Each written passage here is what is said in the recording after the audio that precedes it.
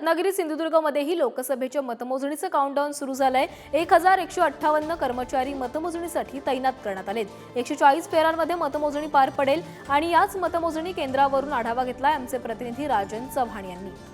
रत्नागिरी सिंधुदुर्ग लोकसभा मतदारसंघासाठी उद्या मतमोजणी होणार आहे आणि याच पार्श्वभूमीवर प्रशासन आता पूर्णपणे सज्ज झाल्याचे दिसतंय। आपण सध्या आहोत रत्नागिरीतील FCI गोडाऊन येथे आणि उद्या याच ठिकाणी पूर्णपणे मतमोजणीचं कामकाज होणार आहे। एकूण 1158 कर्मचारी या मतमोजणीसाठी तैनात आहेत।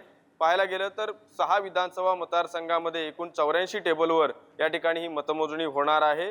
140 फेऱ्यांमध्ये या मतमोजणीचे या ठिकाणी पूर्णपणे कामकाज होणार आहे। रत्नागिरी सिंधुदुर्ग लोकसभा मतदारसंघामध्ये एकूण 6 विधानसभा मतदारसंघ आहे आणि या मतदारसंघ निहाय जर आपण पाहायला गेलं तर रत्नागिरी राजापूर विधानसभा मतदारसंघासाठी 25 फेऱ्या, चिपळूण कणकवली विधानसभा मतदारसंघासाठी 24 फेऱ्या, सावंतवाडी विधानसभा मतदारसंघासाठी 22 फेऱ्या तर कुडाळ विधानसभा मतदारसंघासाठी एकूण 20 फेऱ्यांमध्ये हे कामकाज होणार आहे। उद्या मतमोजणी होणार आहे आणि याच पार्श्वभूमीवर उद्या पूर्णपणे या ठिकाणी आता उमेदवारांमध्ये घालमेल होताना दिसते आणि उद्या यामध्ये कोण या ठिकाणी निवडून येणार याकडे आता संपूर्ण कोकणवासियांचे लक्ष लागले आहे। त्याचबरोबर नवीन पाहायला गेलं तर QR कोडची या ठिकाणी यंत्रणा, हायटेक यंत्रणा या ठिकाणी प्रशासनाने राबवलेली आहे।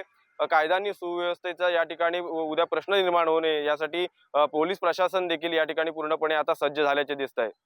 राजन चव्हाण, पुढारी न्यूज, रत्नागिरी।